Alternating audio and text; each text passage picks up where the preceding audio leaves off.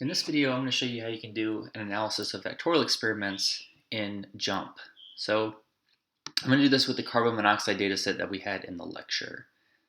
So we'll start with looking at a graphical visualization of this data set. So I might want to look at how carbon monoxide changes as we change the level of ethanol. So right now, this is just plotting the raw data, and we get some idea of what the variation is at each level of ethanol. So the variation here is much larger than the variation down here, and we hope that that can be explained by the different levels of air fuel.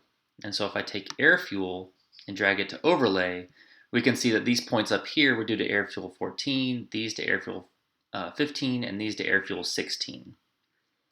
And so if I want to get an idea of the overall relationship of ethanol, I'm going to add this smoother line right here. And we can see that there are significant interactions between ethanol and air fuel. If there weren't any, then these three lines would all look very similar, but they look very different. So 14 is very sharp and very linear, while the other two are roughly quadratic and they're not much of a linear effect. There really isn't much change right here. So one thing I might want to do to simplify this is to, rather than plot the individual points, although this is a good way to check to make sure that you have equal variance at all your levels, change the summary statistic to the mean. And this will give you kind of that nice overall relationship. If you want to make your lines a little bit bigger, I should probably go over this. You can right click, go to graph, and then line width scale, and maybe change that to 30, and it makes your lines a little bit thicker if you wanted to do that. Okay, so we're suspecting that there are some differences between air fuel and ethanol and that there might be potential interactions. So we should do our usual analysis to kind of get an estimate of all those things. So I'm going to go to Analyze and then Fit Model. And the way you type this into Fit Model is very similar to how you do the analysis of covariance with interaction, but now I just have both categorical variables instead of one categorical and one quantitative. So I'm going to highlight both ethanol and air fuel by holding down the Shift key, go to Macro, and do full factorial as a straightforward way to add all the effects I'm interested in. I'm going to change this to minimal report just because that's what I'm more comfortable with. And we get this output. So this is my estimate of mean squared error, this is my mean squared error, my estimate of sigma squared, 5.167. This is an overall test comparing a full model to an intercept-only model, so something is significant. So we go down to the effect tests, and I want to look immediately at the interactions to see if I can have a good interpretation of main effects. So there is a significant interaction, meaning that we should do an in-depth analysis of my interaction contrast to see which interactions are significant. And so the way we do that is by going to effect details. So just for completeness, I'm going to show you how you can do a main effect estimate for ethanol and kind of give you an idea of how JMP can be a little bit picky, and we'll need to adjust that with the interaction contrasts. So if I want to do my two main effect contrasts for ethanol, I can do it right here, and I go to Ellis means contrast. Got to scroll back down. So the one thing that JMP requires when you do these contrasts, I'm not sure if I mentioned it previously, is all the positive coefficients have to add up to 1 and all the negative coefficients have to add up to 1. So for my linear main effect, I'm comparing the low level to the high level. And so that's a 1 and that's a -1, so that satisfies that requirement. Now the way I defined it in the slides is technically this should be 1/2 and this should be -1/2 because we did a divisor of 2. So there's really no way to get JMP to do that with the contrast menu. It has to be all positive coefficients to add up to 1 and all negative coefficients add up to 1. So our estimate isn't going to be on the same scale as how I defined the linear main effect. However, the test is going to be the same because the test always adjusts for what the scaling factor is. So this is my linear main effect, and my quadratic has these two positive and the middle one negative. So this is actually the correct scaling for the quadratic effect, because it's supposed to be 1 minus 2, 1 divided by 2, and that gives me 0.5, 0.5, and -1. So this is actually the correct scaling. So those are my two main effects for ethanol. I click done. I know I did this correctly because the sums of squares here equals the sums of squares up there. So the test should be equivalent. But I can go down to test detail and look at the individual estimates for my two effects. So this is minus 4.5, which is what we calculated by hand. We got minus 4.5 here also, but that's because we didn't divide these by 1/2. So if I just divide this by 1/2, I get the estimate that I want. The tests, though, are still not dependent on scale, so that's fine. And we get the test for the linear effect is 0.001. The test for the quadratic is 0.003. Most of the sums of squares looks to be towards the linear effect and some towards the quadratic effect. But again, we're skeptical of this because of the fact that we had an interaction. So we're not going to be totally certain in saying that there's an overall linear and an overall quadratic effect. The linear effect may be highly influenced by air fuel 14, while the linear effect for the other two air fuel settings didn't look to be that significant for ethanol.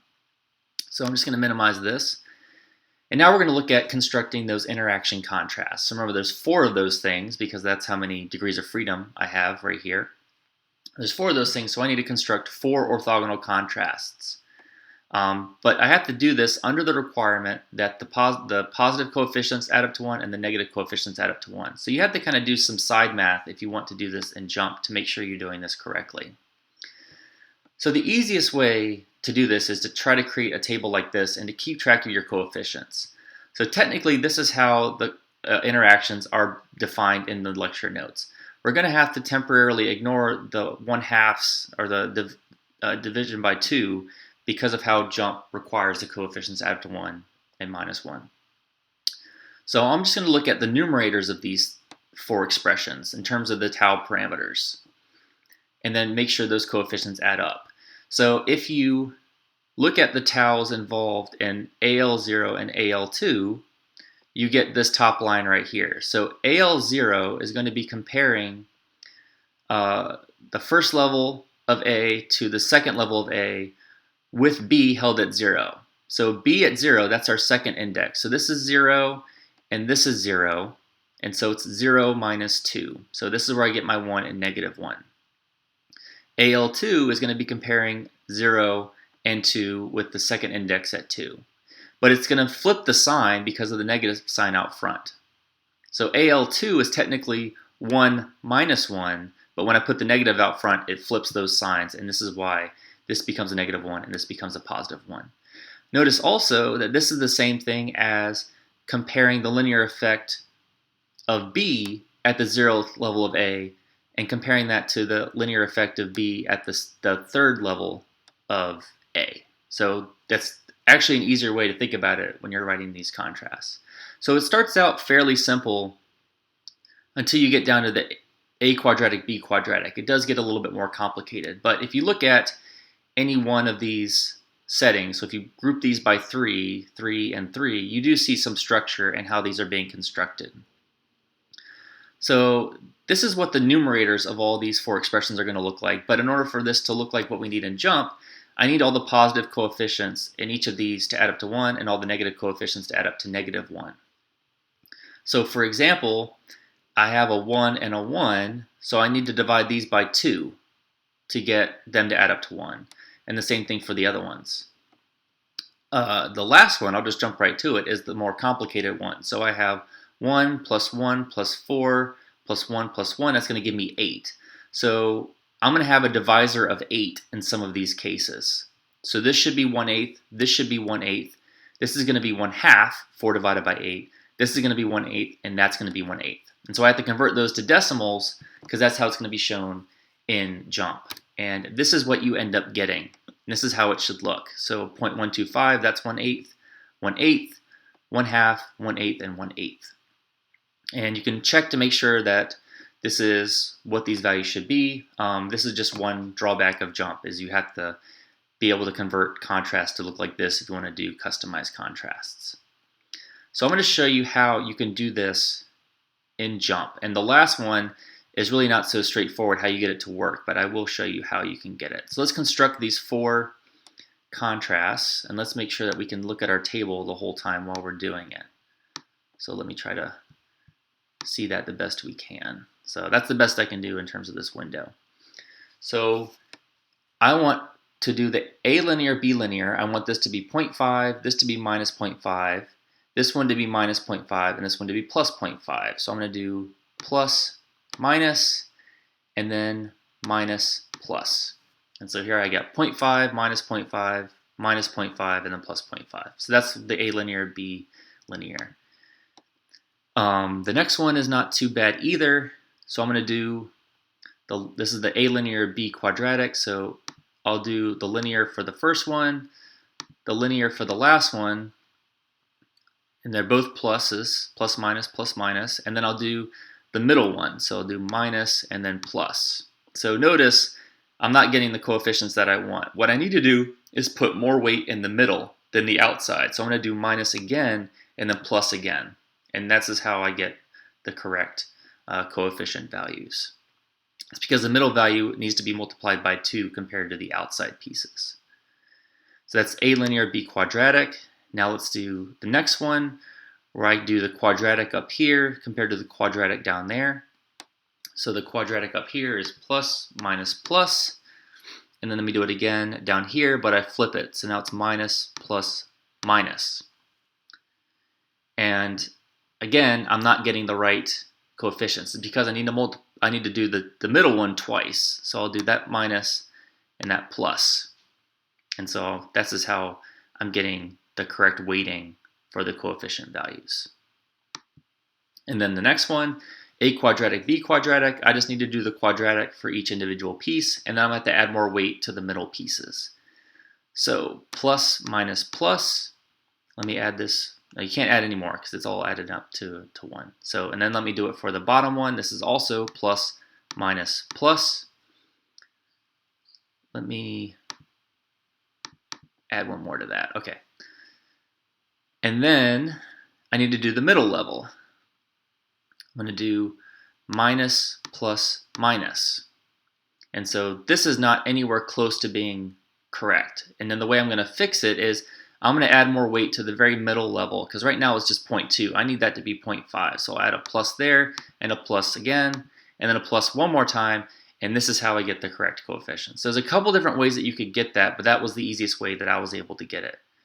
So this is kind of a pain in JMP to do correct, to get the contrast correct. So that's why it's important that you can create this table yourself to make sure that you have the right coefficient values.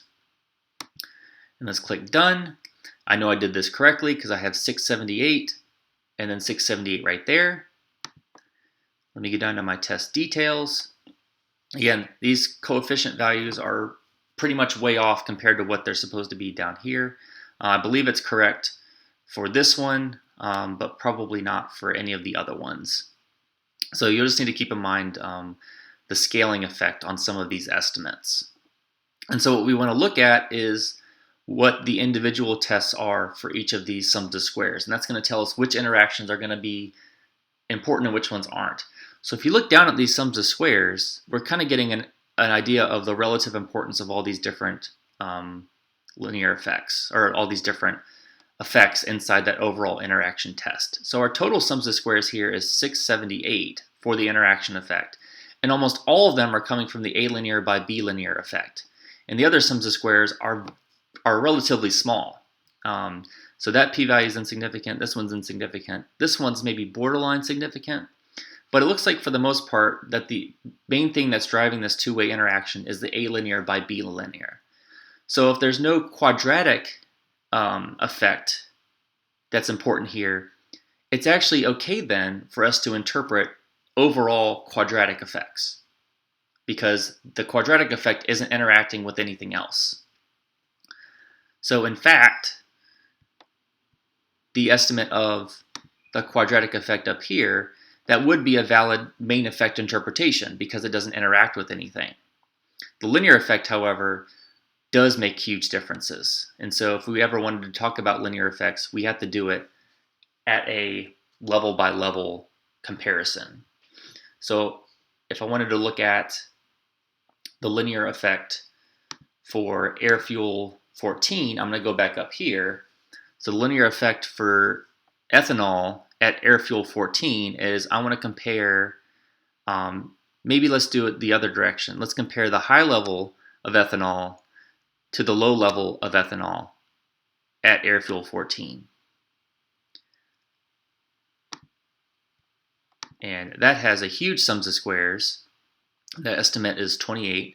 So this is the linear effect as I go from the high level of ethanol to the low level of ethanol at air fuel 14. And so if I try to do the same comparison, let's say, but at level 15, and let me do it also at level 16. So high level 16, low level 16. And I go to test detail. Both of them appear to be significant, but not nearly as significant as it was up here. So notice this estimate's 28, but that's only 7 and minus 8. So they're much lower magnitude than what we have up here. And this is the whole reason why we have an A linear by B linear interaction. If there was no interaction, these estimates should all be roughly the same, but we can see that they are pretty different from each other. So that's how you do this in JMP. The contrasts aren't necessarily straightforward, but you'll see in the SAS video, it's much easier to construct customized contrasts in SAS than it is in JMP.